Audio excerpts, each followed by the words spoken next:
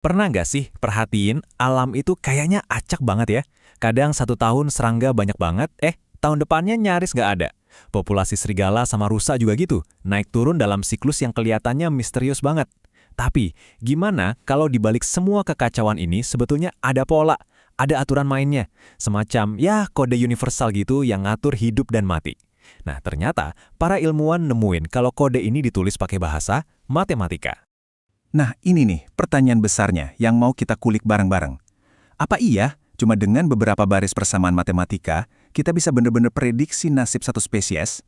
Gila ya, kedengarannya kayak fiksi ilmiah banget kan? Tapi yuk kita lihat aja, seberapa jauh sih kita bisa deketin kenyataan?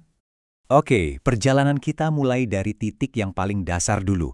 Coba deh kita bayangin sebuah dunia yang sempurna. Sebuah populasi tanpa predator, tanpa penyakit, dan sumber dayanya nggak ada habisnya. Kira-kira gimana cara dia tumbuh?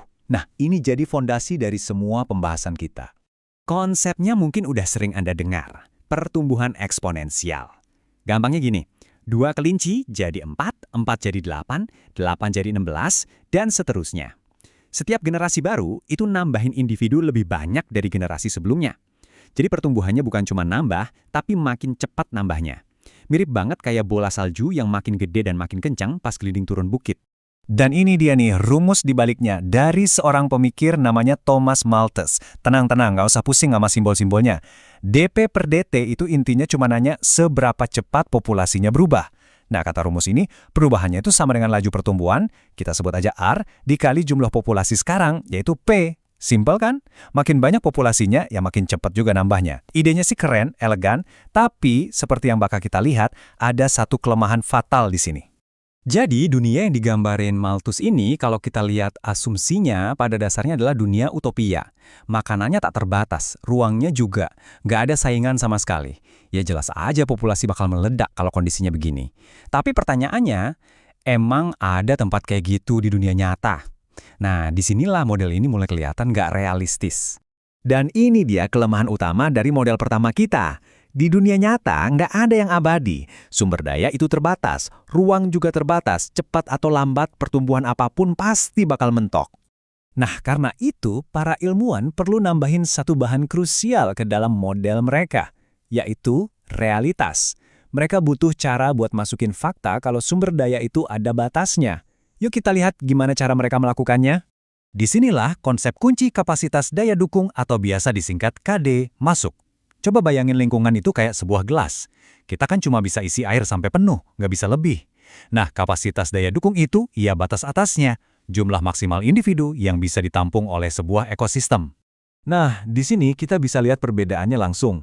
Sebelahan. Di kiri, itu model Malthus, yang isinya fantasi pertumbuhan tanpa batas. Sementara di kanan, ada model logistik yang, ya, jauh lebih realistis.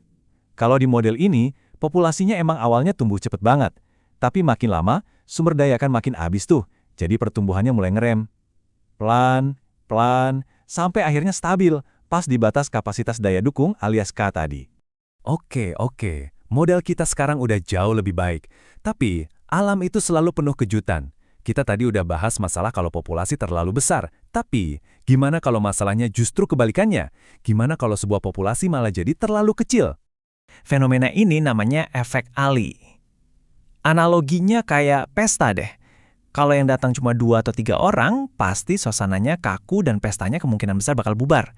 Tapi kalau ada cukup banyak orang, pestanya jadi seru. Nah, beberapa spesies juga gitu.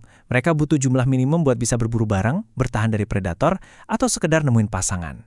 Jadi modelnya diupdate lagi nih, pakai variabel baru, A, singkatan dari ambang batas Ali. Angka ini penting banget. Kalau populasi jatuh di bawah angka A ini, mereka bakal masuk ke spiral kematian dan akhirnya punah, sekalipun makanan dan ruangnya masih banyak.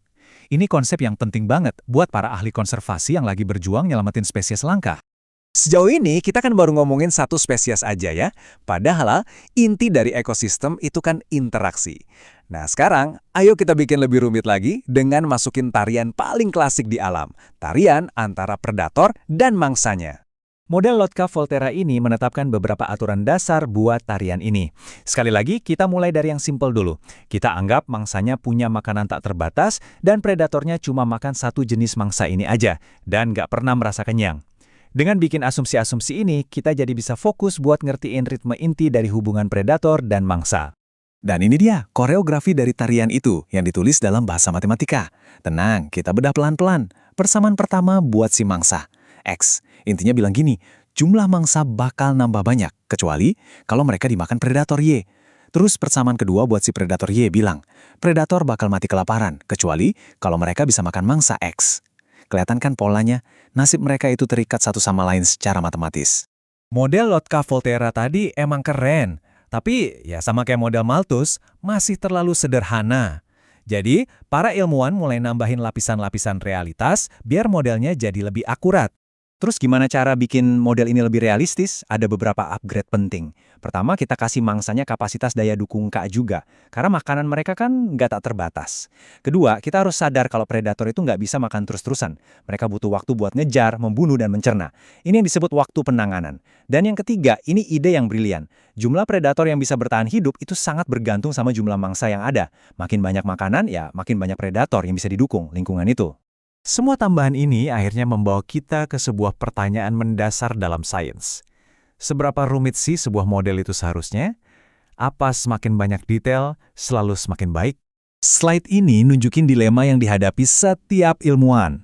Model yang simple itu gampang dimengerti dan nunjukin ke kita mekanisme dasarnya. Tapi model yang kompleks, meskipun lebih akurat, bisa jadi saking rumitnya kita malah jadi kehilangan gambaran besarnya. Jadi mana yang lebih baik? Jawabannya, ya nggak ada. Pilihan model yang tepat itu selalu tergantung sama pertanyaan apa yang mau kita jawab. Jadi, poin utamanya adalah ini, bahkan model yang salah atau terlalu sederhana itu sangat berharga loh. Mereka itu ibarat sketsa kasar yang bisa ngungkapin struktur dasar dari sebuah mahakarya yang rumit. Model-model ini ngebantu kita buat ngelihat aturan main yang ada di balik semua kekacauan di alam. Dan ini membawa kita kembali ke pertanyaan yang lebih besar lagi kan? Perjalanan kita hari ini nunjukin gimana aturan yang kelihatannya simpel banget bisa menciptakan perilaku yang super kompleks di alam. Jadi kepikiran deh, jangan-jangan ada aturan-aturan sederhana lain yang juga bekerja di sekitar kita, tapi nggak kita sadari? Mungkin di dunia ekonomi, atau cara informasi menyebar, bahkan dalam hubungan kita sehari-hari. Bisa jadi, sama kayak di alam, di bawah permukaan hidup kita yang kelihatannya ribet dan kacau, ada beberapa persamaan elegan yang sebenarnya lagi nunggu buat kita temukan. Sesuatu untuk kita pikirkan ya.